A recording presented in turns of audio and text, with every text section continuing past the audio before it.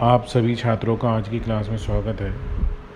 ये आपकी class first year की बिजनेस स्टडी की क्लास है, जिसमें हमारा चैप्टर चल रहा है भूमंडलीय उपक्रम या ग्लोबल एंटरप्राइजेज, जिसे हम मल्टीनेशनल कंपनी भी कहते हैं। अब तक हमने इस अध्याय में भूमंडलीय उपक्रमों यानी मल्टीनेशनल कंपनीज़ का अर्थ, उनकी विशेषताओं पर चर्चा की है। वे कंपनी या वे उपक्रम जो किसी एक देश में स्थापित किए जाते हैं, किंतु अन्य अनेक देशों में अपने व्यापार को करते हैं, उन्हें हम मल्टीनेशनल कंपनी, ग्लोबल एंटरप्राइजेज या भूमंडलीय उपक्रम कहते हैं।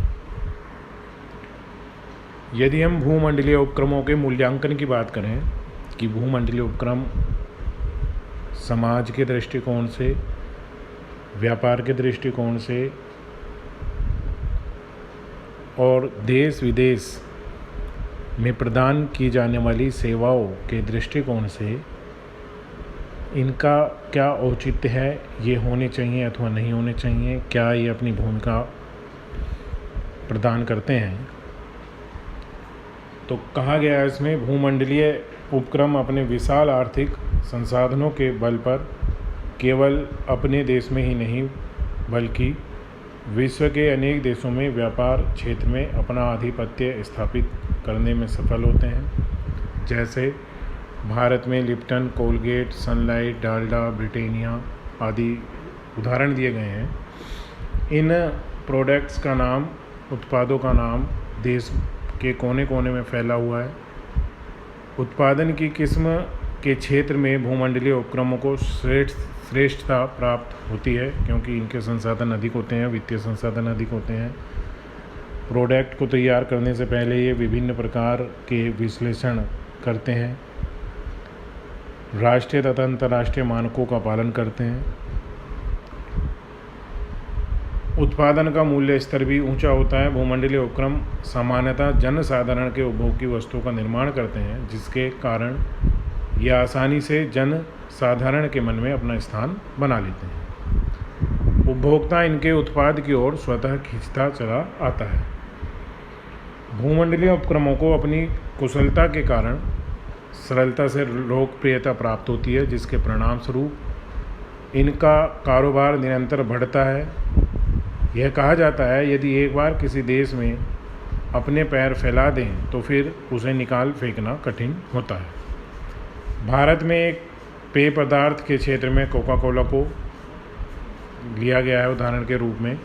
कोका कोला के अपने बहुत सारे पेय पदार्थ आते हैं, जिनका भारत के बड़े शहरों में, छोटे शहरों में, गाँव में, कस्बों में, गली में, मोहल्लों में, हर स्थान पर प्रयोग किया जाता है।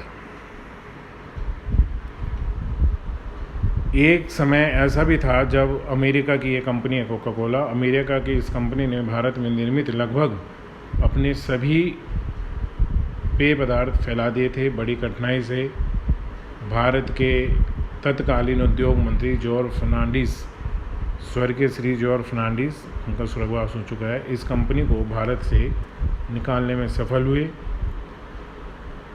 किंतु अब फिर इस कंपनी ने भारत में प्रवेश पा लिया है। वह दिन दूर नहीं है जब भूमंडलीय उपक्रम पुनः भारत में पेय पदार्थ के क्षेत्र में अपना एक अधिकार स्थापित कर लेंगे।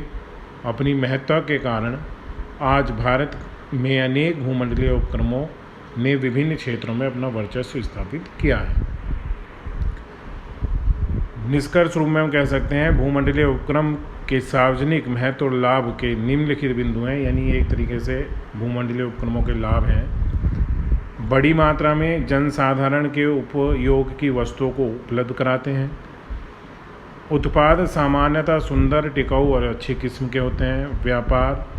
व्यापक विज्ञापन और प्रचार माध्यमों की सहायता से देश के कोने कोने में ये अपने उत्पादों को पहुंचाते हैं। उत्पाद का उचित मूल्य निर्धारित किया जाता है। उस उचित मूल्य पर ही जनसाधारण को ये उत्पाद उपलब्ध होते हैं। उत्पाद का मतलब प्रोडक्ट्स है।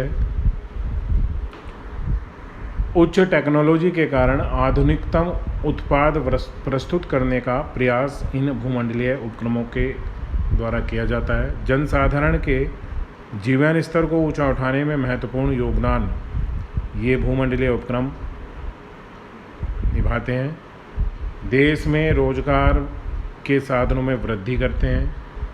विदेशी उत्पादों को दूसरे देशों में निर्मित करके बहुमूल्य विदेशी मुद्रा की बचत होती है। सामान्यतः उत्पादन के उन क्षेत्रों में भी इस प्रकार के उपक्रम प्रवेश प्राप्त कर लेते हैं जो देश के उद्योगपतियों की आर्थिक सीमा के बाहर हों। भूमंडलीय उपक्रम दूसरे देश में अपने उद्योगों की स्थापना करके उस देश के निर्यात वृद्धि में भी सक्रिय योगदान प्रदान करते हैं। भूमंडलीय उपक्रम देश में शोध और विकास को प्रोत्साहन करते हैं। ये अपने साथ उच्च प्रबंध तकनीक न केवल लाते हैं बल्कि संबंधित देश में विकसित भी करते हैं। मान लीजिए कोई कोई अमेरिका की कंपनी भारत में अपनी यूनिट स्थापित करती है तो यहाँ पर रोजगार के अवसरों में भी वृद्धि होगी।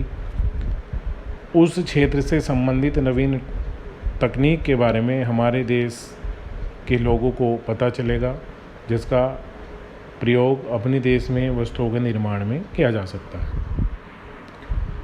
इनके कुछ दोष बताए गए हैं भूमंडलीय उपक्रमों के। भूमंडलीय उपक्रमों के दोष के कारण आज भारत में यह नारा बुलंद है, भूमंडलीय उपक्रम भारत छोड़ो अथवा स्वदेशी अपनाओ, विदेशी भगाओ। क्योंकि जितने भी दूसरे देश की कंपनियां हमारे देश में अपनी यूनिट स्थापित करेंगी, उनके द्वारा निर्मित किया गया माल, उत्पाद, प्रोडक्ट भारत में बिकेगा और उस विक्रय के परिणाम स्वरूप विक्रय राशि इन कंपनियों को, जो दूसरे देश की कंपनियां हैं, उन्हें प्राप्त होती है और एक बड़ी मात्रा में हमारे देश की मुद्रा दूसरे देश में पहुंचती है।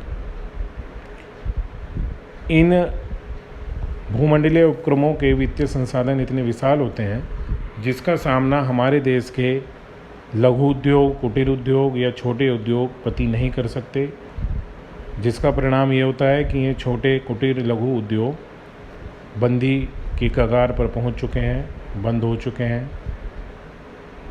इन भूमंडलीय उपक्रमों के माध्यम से जितने व्यक्तियों को रोजगार मिलता है उससे ज़्यादा स्वदेशी उद्योगों की समाप्ति के कारण रोजगार समाप्त होता है। अपने देश की अर्थव्यवस्था गिरती है। इसलिए आज के देश में हमारे माननीय प्रधानमंत्री द्वारा ये एक नारा दिया गया है, स्वदेशी प्रोडक्ट को अपनाएं, अपने देश में निर्मित वस्तुओं को अपनाएं, जिससे वो मुद्रा अपने देश में ही बनी रहे, अपने देश की कंपनियों को, उद्योगों को विकसित होने का अवसर प्राप्त हो और हमारे देश की अर्थव्यवस्था मजबूत हो। इनके प्रमुख देश ये हैं, ये देश की दुर्लभ प्राकृतिक संपदा को अपने हित में प्रयोग करते हैं, शोषण करते हैं उसका, देश के कारीगरों की कंगाली की स्थिति में पहुंचा देते हैं। कामयाबी का अधिकांश हिस्सा देश में पुनः विनियोजित न करके ये अपने देश में भेज देते हैं। अपने देश के उच्च वेतनों पर प्रशिक्षित नौजवानों की नियुक्ति करके संबंधित देश के प्रशिक्षित नौजवानों में बेरोजगारी फैलाते हैं। मान लीजिए कोई अमेरिका की कंपनी है तो अमेरिका के जो योग्य कर्मचारी हैं उनकी नियुक्ति करेंगे। हमारे देश के जो रोजगार दिया जाएगा जिन लोगों को, वो बहुत ही छोटे पद पर या मजदूर के रूप में दिया जाएगा। उससे हमारे देश के जो प्रशिक्षित नौजवान हैं वो बेरोजगार की श्रेणी में आ जाते हैं। अपने विशाल आर्थिक संसाधनों और आधुनिक तकनीक के ज्ञान पर ये संबंधित देश के उद्योग धंधों को कंगाली और विनाश की स्थिति में ला देते हैं। संबंधित देश के उद्योग धंधे प्रतियोगिता में इनके सामने नहीं टिक पाते। संबंधित देश की गोपनीयता को आघात पहुंचाते हैं। व्यापार के पीछे पीछे ध्वजा भी चलती है। संबंधित देश में महंगाई, विदेशी ऋण आदि में वृद्धि हो जाती है। संबंधित देश से मतलब है जिन देशों में ये विदेशी कंपनियां अपने पैर पसारती हैं। सामान्यतः विकासशील देश होते हैं वो इनके सामने नहीं टिक पाते। निष्कर्ष रूप में कहा जा सकता है कि बहुराष्ट्रीय कंपनियों से देश को होने वाले लाभ और हानि का अध्ययन करने के बाद हम ये कह सकते हैं कि अल्प विकसित या विकासशील देशों को इनकी स्थापना से लाभ हो सकता है, किंतु इनकी स्थापना कुछ प्रतिबंधों के अधीन ही की जानी चाहिए। इस संबंध में कुछ सुझाव दिए गए हैं, जैसे संपूर्ण लाभ को अपने देश में वापस नहीं ले जाने देने का अनुबंध किया जाना चाहिए, अर्थात ये कंपनियां जो लाभ हमारे देश से कमाएंगी उसका कुछ भाग हमारे देश में ही ये विनियोजित करें। स्थानीय राजनीति में हस्तक्षेप पर प्रतिबंध होना चाहिए इनका। प्राकृतिक संसाधनों का उचित प्रयोग करने की शर्त इनकी स्थापना के समय की जानी चाहिए। गरीब लोगों के उपभोग की वस्तुएं भी इन कंपनियों द्वारा तैयार की जाए, ये भी अनुबंध में होना चाहिए। उपरोक्त के अतिरिक्त अपने देश के उद्योगों को भी इस योग्य बनाना चाहिए कि वे बहुराष्ट्रीय कंपनियों को सफलतापूर्वक प्रतियोगिता कर सकें। ये बहुराष्ट्रीय कंपनियों के कुछ गुण दोष बताए गए हैं। आप इस कंसेप्ट को ध्यानपूर्वक पढ़ें, अपनी नोटबुक में लिखें। जितना आपको ऑनलाइन क्लासेस के माध्यम से समझाया जा रहा है, उसी में से आपके हाफ ईयरली एग्ज़ाम के क्वेश्चन तैयार किए जाएंगे। इसलिए जो कंसेप्ट पढ़ाया जा रहा है आपको, आप उसे ध्यानपूर्वक पढ़ते रहें, समझते रहें, अपनी नोटबुक में लिखते रहें। यदि आपको कोई समस्या है आप उसे पूछ सकते हैं। आगामी क्लास में एक नए कंसेप्ट पर बात करेंगे। धन्यवाद।